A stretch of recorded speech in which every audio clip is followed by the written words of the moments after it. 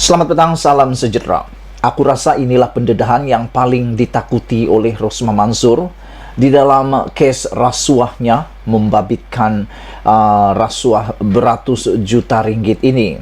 Dan semua orang sedang menanti keputusannya. Aku nak kongsi dengan kamu semua keputusan terkini di Mahkamah Tinggi berkaitan kes rasuah Rosmah Mansur. Dan aku rasa inilah pendedahan yang paling amat ditakuti oleh Rosmah Mansur dan dielak-elakkan oleh Rosmah Mansur apabila peguam pendakwaan yaitu timbalan pendakwa raya Gopal Sriram berhujah di dalam hujah lisannya. Beliau mengatakan bahawa dokumen yang bocor melalui blog Raja Petra bukan sumber yang boleh dipercayai. Aku setuju dengan kata-kata Gopal Sriram ini, kerana kalau benar Raja Petra itu adalah sumber yang boleh dipercayai, kenapa Raja Petra menjadi pelarian? Aku nak tanya dengan kamu semualah, apa beza Raja Petra dengan Sajat? Bezanya adalah lelaki dan perempuan sahaja.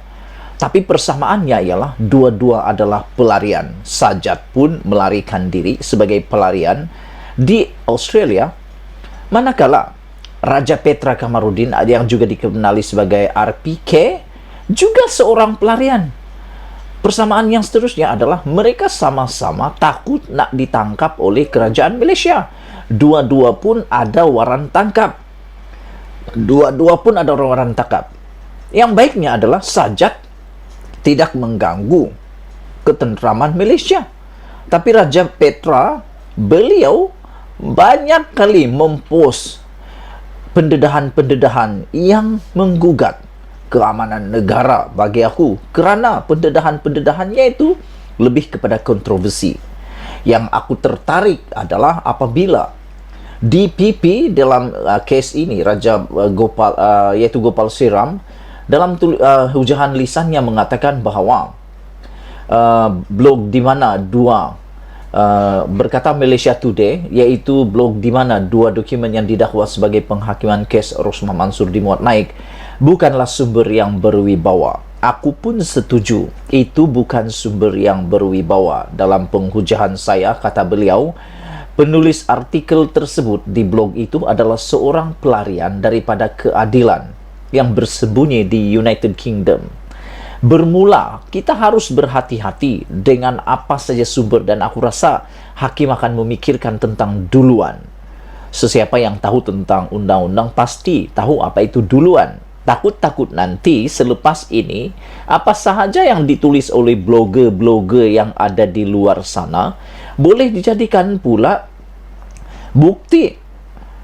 Mana boleh macam tu kan? Blogger-blogger seperti itu tak boleh dipercayai kecuali punya bukti dan dia sanggup pula menjadi saksi. Aku nak percaya tentang isu ini hanya dengan satu cara. Kalau Raja Petra Kamarudin RPK sanggup pulang ke Malaysia menjadi saksi kepada kes Rosmah Mansur. Kalau dia sanggup pulang menjadi saksi dalam pendedahan isu ini, barulah aku rasa aku akan setuju bahawa dokumen itu boleh diterima. Tetapi selagi RPK tak pulang, aku masih meragui sejauh mana dokumen itu adalah sahih. Dalam pengucapan itu, beliau juga berkata, kedua, dia adalah wartawan jahat, kata Gopal Sriram. Gopal Sriram berkata, dia adalah wartawan jahat. Pandangannya berubah berdasarkan berapa banyak dia dibayar, kata Gopal Sriram lagi. Selain daripada itu, Gopal Sriram juga mengatakan bahawa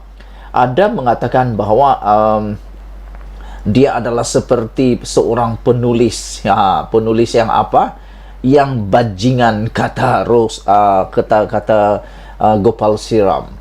Selain daripada itu, pada pukul 12.35, timbalan pendakwa raya yaitu Gopal Sriram mengatakan penulisan pendapat oleh unit penyelidikan mahkamah tidak menjejaskan kewibawaan kehakiman dalam membuat penulisan. Penulisan unit penyelidikan tidak menjejaskan kebebasan kehakiman.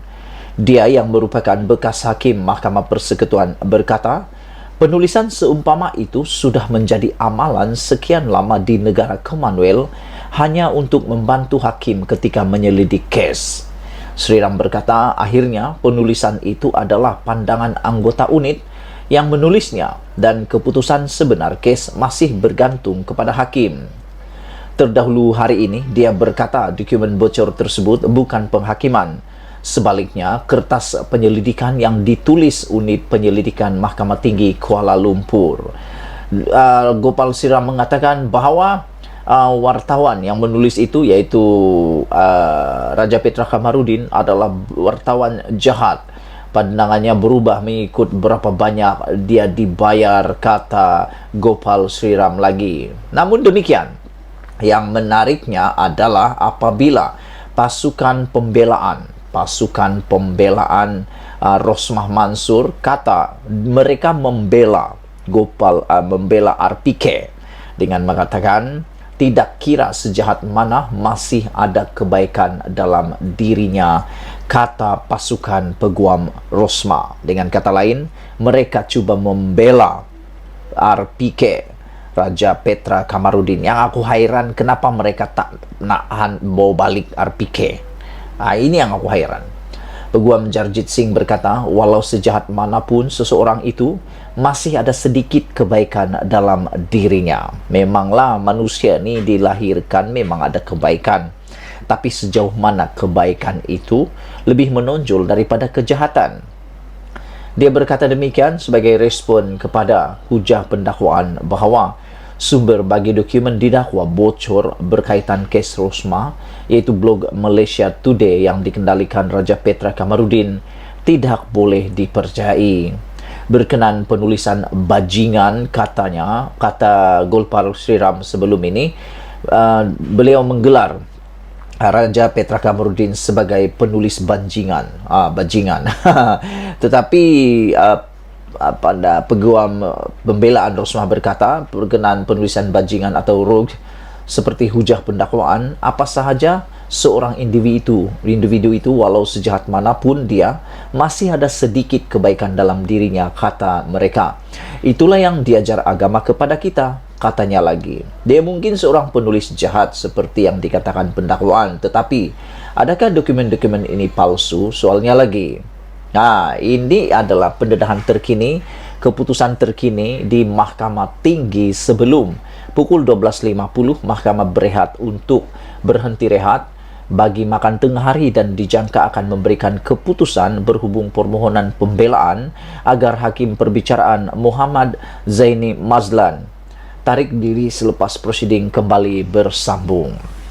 Itulah dia, saudara-saudara para penonton sekalian, keputusan yang terkini daripada Mahkamah Tinggi, yang aku rasa satu perkara yang paling ditakuti oleh Rosmah Mansur apabila pihak pendakwaan mengatakan blog Raja Petra bukan sumber boleh dipercayai, dan kalau betullah itu boleh dipercayai, penulis blog itu yaitu Raja Petra Kamarudin pasti sudah pulang ke Malaysia pertahankan diri. Dan paling penting lagi bagi aku, kalau betul Raja Petra nak tolong Rosmah Mansur pulanglah ke Malaysia menjadi saksi kepada pemurnian dan pengesahan dokumen yang tular itu. Malaysia kita punya, kita juga sama-sama cintai Malaysiaku. Bye-bye.